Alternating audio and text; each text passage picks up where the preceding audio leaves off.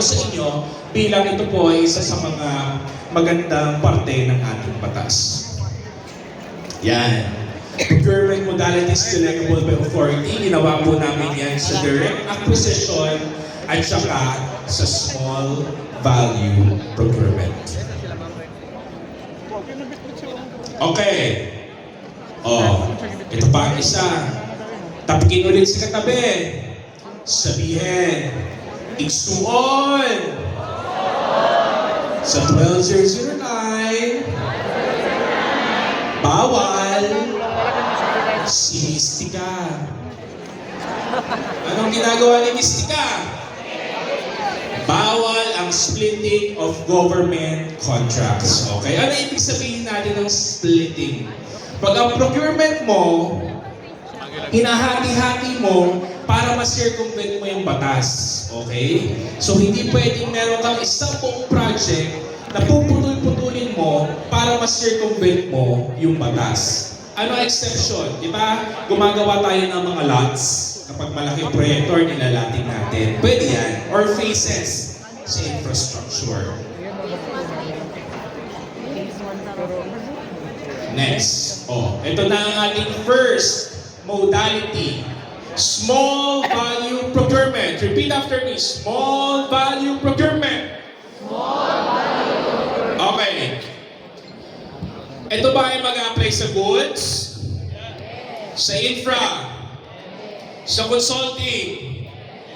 Very good, kasi nakita nyo doon, di ba? Yan. Ano ang small value procurement?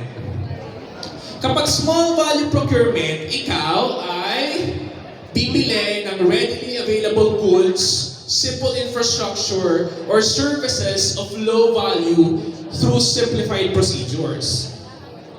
Ito po ay procurement of goods not available in what? PSDBM. Infrastructure projects and consulting projects. Sinabihan na kayo kahapon ni Yusek Wen, di ba? Paano bibili sa PSDBM, di ba? Kung paano mo mas justify na kulang. Kung kailangan mo ng 10 stocks, ang available kay PS ay 2 stocks, bibili mo ba yung 2 stocks kay PS? Hindi, mag-justify ka. Kapag ka nakalagay kay PS 0 stocks, kailangan mo ng 1 stock, bibili ka ba kay PS? Ano magiging justification mo? Screenshot mo siya at ipakita mo na hindi siya available. Ano ba ang maganda dito sa small value procurement? Alam niyo ba na at sa small value procurement, ang threshold na niya ay magkano? 1 million? 2 million? 2 million na po siya under 12009 from the previously 1 million under 9184. Okay? So ang ABC mo dapat hindi mag-exceed ng 2 million. Kung ang ABC mo ba ay 2 million and 1 peso, papasok kay small value procurement. Very good. Talino ng mga taga-Davao, ha? Alam mo, sabi ko sa mga taga-Cebu, sila kailangan of 3 calendar days. Saan tayo magpo-post? PhilJeps, website, and sa suspicious place. May tumatango. Sa suspicious place ba? Conspicuous place. Request for at least ilang quotations? At least 3, di ba? Lagi namin sinasabi na although nakalagay sa batas na at least 3, kailangan ba 3 lang ang quotations na hihingi nyo? Ha? Ilan dapat? As much as you can. Okay? Hingi tayo ng mas marami para mas marami tayong options. Pero ang kagandahan ng small value procurement, kapag ikaw ay may isang quotation na na-receive na sufficient for evaluation, pwede ka na mag-proceed.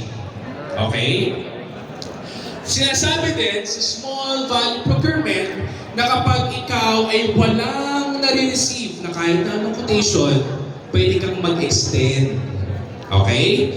Pero dapat depende sa availability nung appropriations or nung pondo mo. Okay.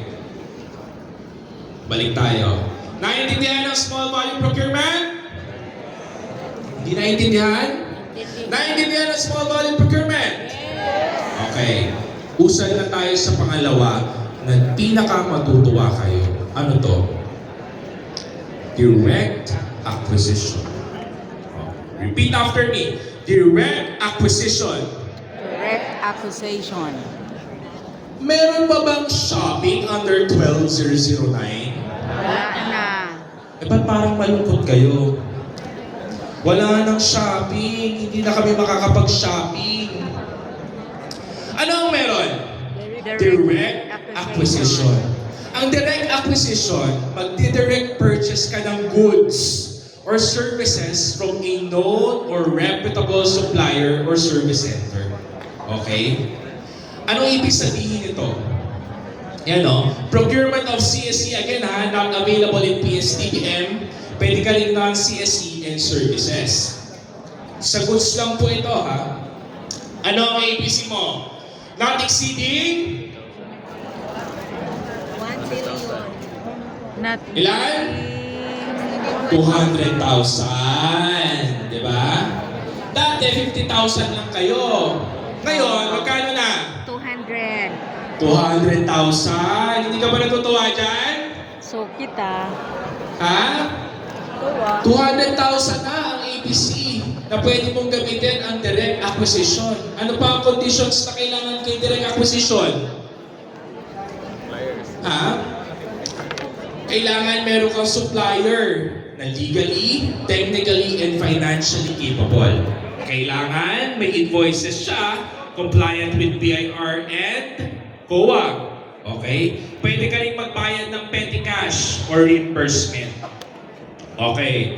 Ano ang mga conditions bago mo magamit ang direct acquisition? Una, kailangan, ito ha, ang nakalagay po sa batas ay the hope may authorize the end user or implementing unit to directly purchase from any known and reputable source with legal, technical, and financial capacity based on any. Okay? Alam niyo po ba sa statutory construction, sa pagbabasa ng batas, pag sinabi natin na any, anong ibig sabihin?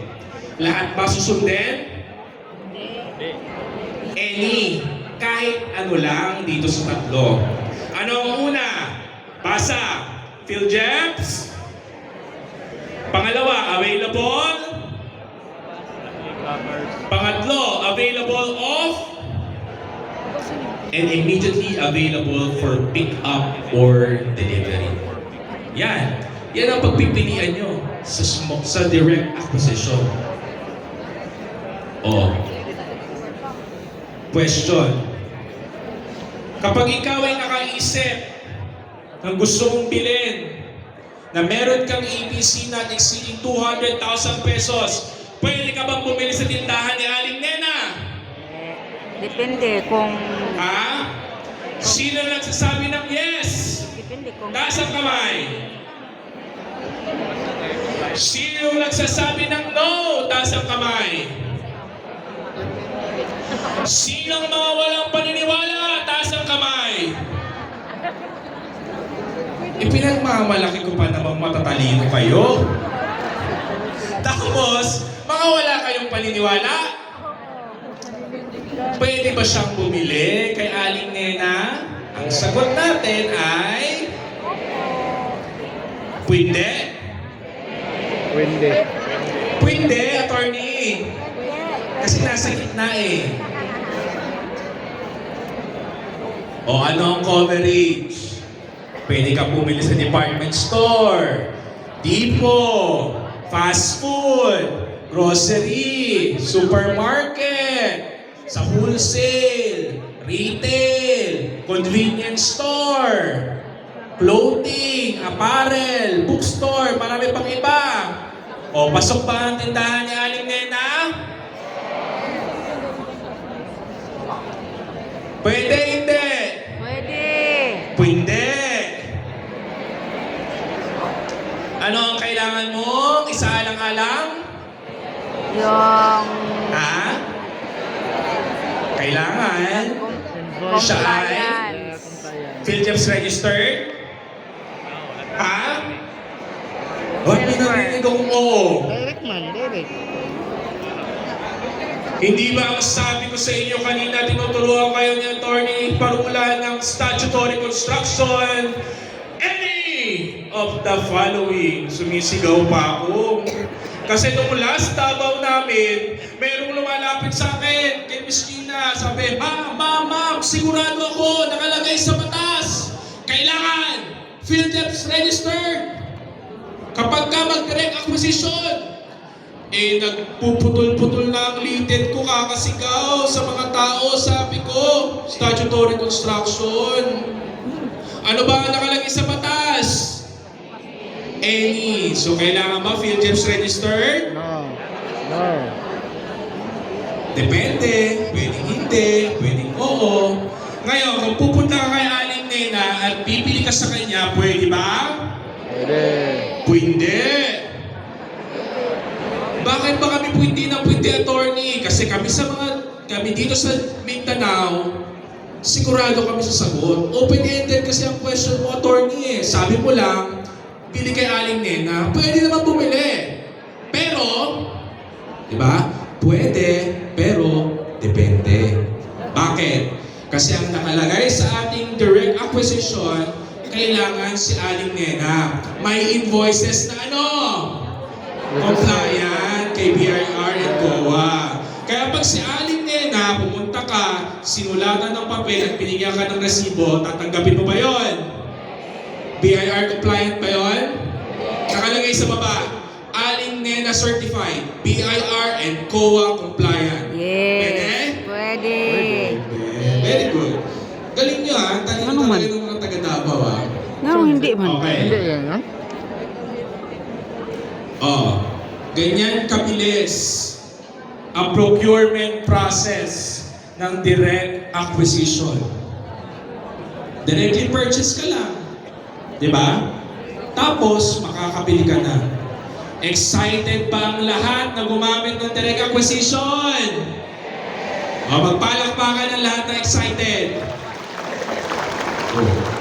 Nakita ko si ma'am, sabi niya, Uy, excited na ako, makakapag-shopping na tayo. Uy! Lagi mong sasabihin na ang bibili nyo, hindi para sa sarili, kundi para kanino? Para sa mga bata. Okay? Hindi ba napadali siya? Instead na una, mag-justify kayo para makapag-shopping, ngayon, pwede na kayo mag-DA. 200,000 pa ang threshold nyo. Hindi ba? Mas madali hindi. Okay. Naintindihan si direct acquisition? Okay, lipat na tayo sa susunod. Yan, ito example. Alam niyo ba na kami sa DepEd Central Office, alam niyo ba itong Edu Kahon? Ha? Taas ang kamay ng alam na nakakalam ng Edu Kahon.